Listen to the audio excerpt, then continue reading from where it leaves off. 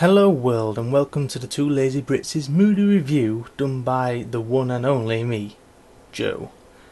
This is the first of my recorded reviews and it was meant to be done on Silent Hill, but due to having completed Racoon City with footage, I thought I'd give Silent Hill another week to give me a chance to, get the footage and complete the game.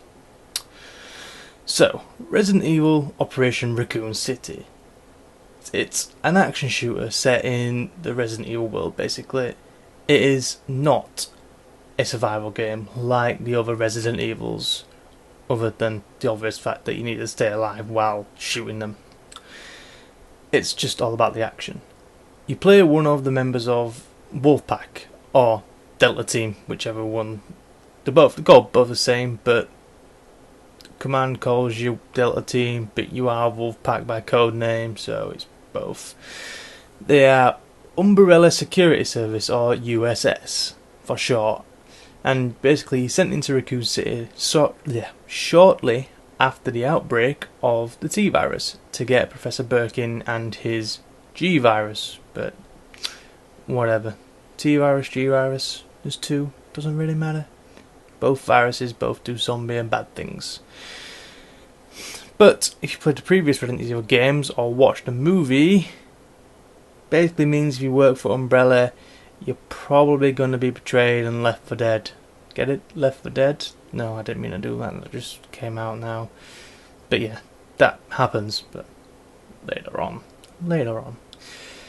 So, you go fight your way through the game, have to fend off hordes of zombies and US government militia while trying to do your master's bidding and wipe out anyone or anything with the information on what happened.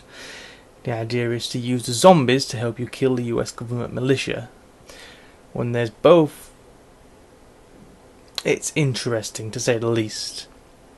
You should be causing your enemies to bleed, as in the militia. So they attract more brainless zombies to attack and kill the militia. But it's not always that simple due to the fact that there's snipers, there's tyrants, there's hunters, which are kind of werewolf-like zombie creatures that are being made by Umbrella. And, there's your big-time favourites, which are the lickers, which come at you in hordes in this game, and it's incredibly annoying. But they all do get in your way when you're trying to reach your goal. And as I said later on, because someone escapes you and you fail to kill him within 5 minutes of them going, "You must kill him," you are pretty much deemed useless, back to Umbrella, and are left to your own devices to survive.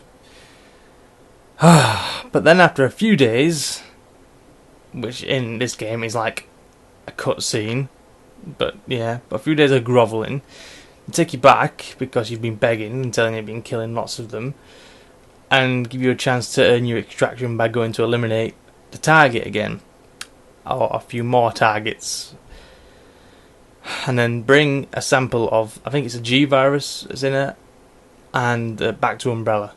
So off you go again, fighting your way through more zombie-infested places, trying to get back your honour. But do you want to go back and serve the evil masters that so easily betrayed you? Well, that's up to you, with the one choice at the end of the game.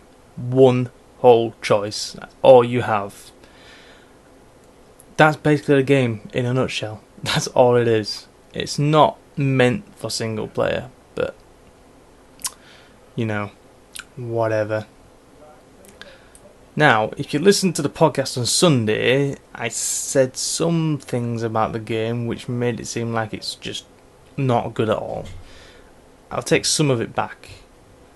After playing more of the game, I got into it and starting to enjoy it for what it was, just a fun action shooter. In the Resident Evil world, it was zombie killing, zombie surviving, fun.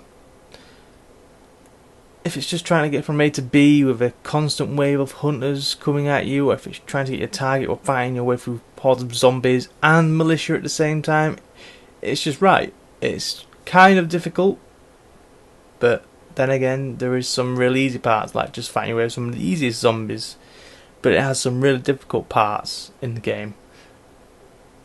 Like there's a bit where I have to get to the target, there's a barricade with militia in, the target is sniping you, and you're trying to fight off Crimson Heads, which are sort of zombies gone crazy, to say the least.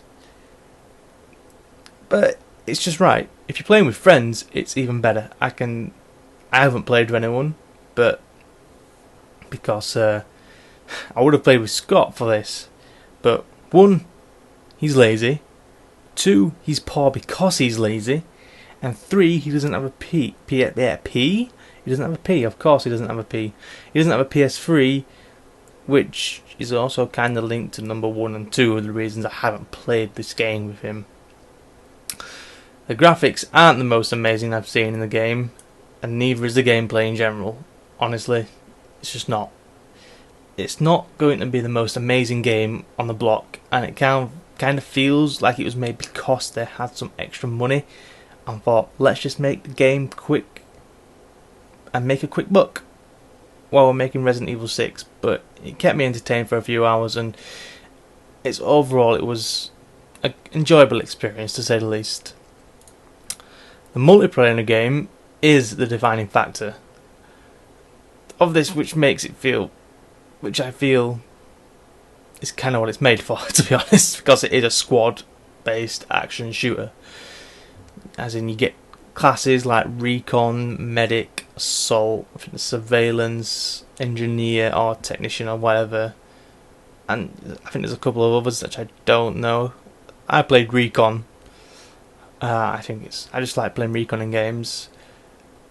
And the multiplayer works like single player, as in you have to kill your enemy while trying to avoid zombies and making the zombies attack them. But the game also sends out hunters and things to kill everyone at the same time, which adds an extra level of difficulty to the multiplayer, and it does get really, really fun in the middle of it. And it kind of has a survival element to it. Also because you can go into buildings and just hold up in buildings and on top of roofs and stuff. But that's just a team deathmatch. I also played one, because I've only ever got 2 in the game. I've put in for a few, which is hero mode as well as deathmatch. And what you do in hero mode is you start off as a hero, which is a character from the game, and you have to kill all the enemy team heroes. And the last hero to survive, if you kill all the heroes on the enemy team, your team wins. But if you die as a hero, you don't respawn as a hero. You respawn as one of the people from the game, i.e. Vector or one of the others. I can't remember the name of. I played Vector all the time. That's the only one I actually remember. But no, you respawn as one of them or just an average person, and you can keep dying, and it turns into a team deathmatch until you get all the heroes on the enemy team. Now, if there's 2 left, as in one hero on your team and one hero on their team, it basically becomes hide and seek with the heroes. You send your hero away and you try and find their hero. Obviously it's kind of difficult with the zombies and everything, because heroes last longer and it's easier to kill you, but nevertheless it is fun. The multiplayer is what the game is made for, and it is really fun. The leveling system is your basic generic, Call of Duty or Battlefield 1, where you level up by killing, doing things, getting experience, headshots, stuff like that. Give you extra points. You level up, but you spend your experience points on abilities and weapons. Now, you have to buy the ability to start with, but you can keep upgrading that certain ability to a certain level, which again obviously makes it better. The combat in the game, in both single and multiplayer, does feel kind of slow and your character feels heavy, but I think that's kind of the point, due to the fact that it has an element of survival to it. Even though it's not a survival game, it's trying to get the fact that you're going to be surrounded at all times by either militia or zombies, and you can only see forward, so you have to complement that, and you have to take that into account. There is a quick draw effect where you hold the L2 button and you can move, and he automatically shoots in certain directions, which is kind of giving homage to the first Resident Evil games. But It's got the over shoulder view as well, which lets you see very little, but again that's kind of the point because of a zombie game. It's making you panic a little bit, so you can only see a bit in front of you and you can't see what's going on behind you, so you have to take all this into account, and it does turn out to be quite good. Overall, the game is a decent attempt at an action shooter, but there could have been a lot more they could have done with it. The idea in general, they could have done a lot more, as I just said, but they didn't. Which is exactly why I think that it's just made for a quick bit on the side. But it's an average game. With some of it was good, and it was made up by the good points, but there was just quite a few too many bad points in the game. So on the Moody Meter, it gets a